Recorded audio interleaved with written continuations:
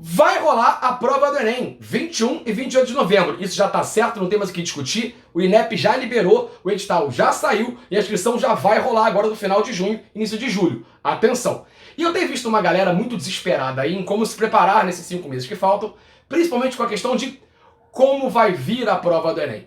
Já se falou muito da questão de não terão questões ideológicas, e aí como se preparar, como é que se monta uma prova de Enem, de onde é que saem essas questões loucas que vão compor a sua prova tão importante nesse momento. E aí, calma, que a ideia desse vídeo é exatamente discutir com você isso. Como se monta uma prova do Enem, como se discute uma questão que ela possa ir para a prova do Enem, como você se organizar para ela, para que você seja aprovado tranquilamente no final do ano, beleza? Mas antes disso, se você puder, se inscreve, compartilha, ativa aquele sininho esperto ali para você poder receber notificações quando saírem novos vídeos. Isso é importantíssimo para mim e para quem quer se preparar também para o Enem, caso eu possa ajudar, beleza? Então, sem muita enrolação, vamos lá.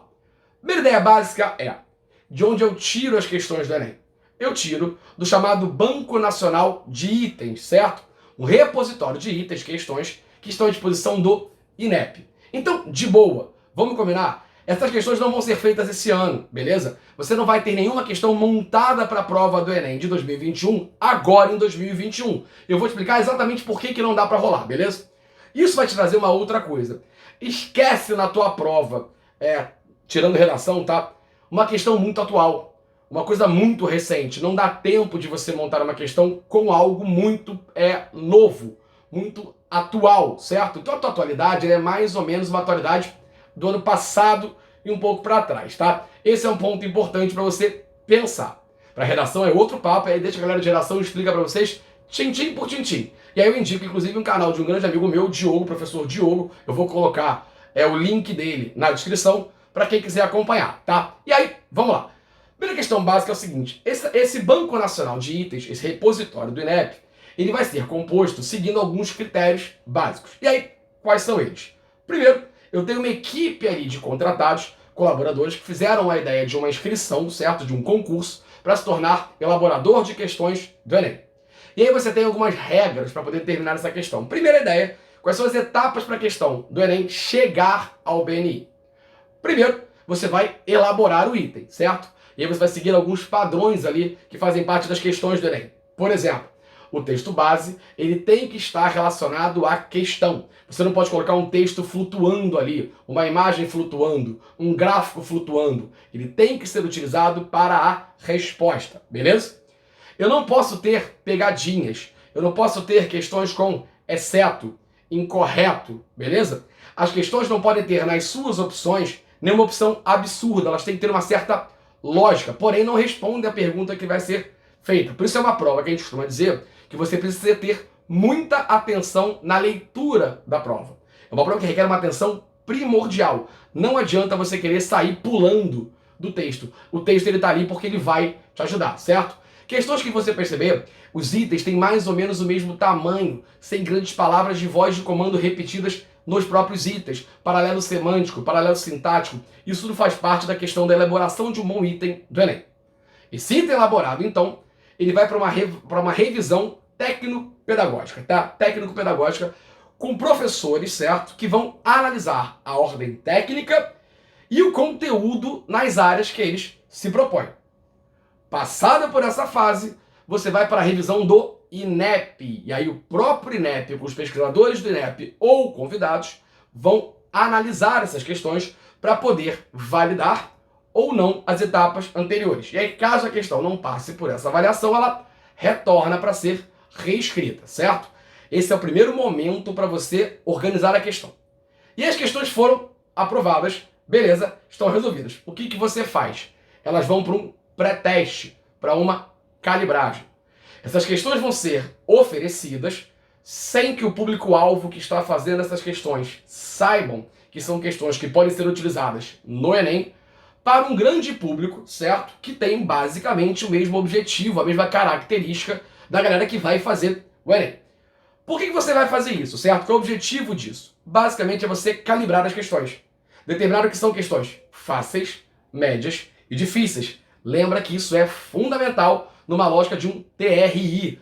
Lembra que quando você tem a correção do Enem, você não pode errar questões fáceis. ela abaixa a sua nota. Lembra disso? Pelo TRI você pode ter o mesmo número de acertos do seu coleguinha, mas isso não quer dizer que você terá a mesma nota que ele, beleza? Bem, dito isso então, você vai então analisar as estatísticas, tá? Para você chegar ao parâmetro ali dessas questões. E aí, só passando por essa calibragem, por esse parâmetro, é que as questões chegam ao BNI e podem ser utilizadas pela prova do Enem. Ou seja, não dá tempo de você fazer todas essas etapas e mesmo assim organizar essas questões para serem utilizadas esse ano ainda. Então você não vai ter basicamente nenhuma grande questão diferente do que você teve em anos anteriores. Isso é um ponto importante para você entender, tá? E aí, vamos lá. Dito isso, o que acontece então? Vamos elaborar a prova. E aí o que acontece? Você vai pegar os itens do BNI, beleza? E aí o que você vai levar em consideração para você poder montar essa prova? Primeiro, a calibragem das questões, certo? E perceber se elas estão dentro das matrizes de competências e habilidades. Segundo, a diversidade de temas e autores, para que você não busque se repetir todo ano temas e autores na sua prova. E terceiro, a distribuição do número de dificuldade. Você não vai ter uma prova desigual, com muitas questões fáceis e poucas difíceis, muitas médias e muitas difíceis. Não, eu busco uma calibragem, eu busco ali uma ideia de distribuir igualmente os itens. Feito isso, organizar essa questão da prova, ela vai basicamente ter uma revisão de linguística. Ela vai ter uma revisão de português, certo? Para ver se está tudo bonitinho na escrita, na gramática da prova do Enem. E aí, feito isso, vai para a diagramação, para que a prova tenha ali a característica, aquele formato ali que você conhece. Vamos lembrar que geralmente o Enem faz 3 provas, certo? Faria a prova regular, PPL e uma outra prova para caso alguma emergência. Nesse caso, provavelmente deve fazer as 3, porque eu lembro que o Enem digital e o Enem escrito vão ser no mesmo dia, provavelmente vai ser a mesma prova. Então presta atenção, dito isso, fica tranquilo. Você não vai ter nenhuma questão pensada mirabolante criada neste ano para a prova deste ano. Então segue tranquilo, segue se preparando como? Monte o seu cronograma, isso é importante, organize o seu estudo, refaça as provas antigas. Elas são fundamentais para que você entenda como é o elemento, como funciona a elaboração e como funciona o grau para você responder a questão. Quais são as armadilhas, embora não tenha armadilha, tá? Mas armadilhas que a gente cria. Porque a gente tem aquele hábito assim, a questão é muito fácil, não pode ser a resposta. Pode, lembra disso, tem questões fáceis na prova do Enem. Então assim, analisa quais são as armadilhas que você pode criar para você. Ou seja, lembra do seguinte, não tem pegadinha, a resposta tá lá. Faça as provas, veja como responder, veja como é que funciona a questão de uma voz de comando. Olha as provas, é uma dica que eu dou para você. 2012 para frente. Não adianta olhar as provas para trás. Em 2012 é que o INEP criou esse sistema de prova como a gente faz hoje. Então é só ter atenção, tá tudo aí. Ah, e sobre todas as questões sem viés ideológicos. Isso quer dizer o seguinte, dificilmente, por exemplo, ano passado, a gente não viu provas sobre ditadura militar, porque são questões que podem gerar ali a ideia de um viés ideológico dependendo da forma de governo que você está trabalhando. Ou de alguns anos atrás, em língua portuguesa, sobre a questão do pajubá, que discutia meramente a ideia da língua como instrumento vivo e foi enxergado por alguns como uma ideia de uma posição ideológica dentro da linguagem. Esse tipo de questão é que é difícil de ter, certo? De uma questão de temas mais espinhosos que podem te levar a uma ideia de uma questão ideológica. Porém, a forma com a qual a questão vai ser montada não vai se alterar.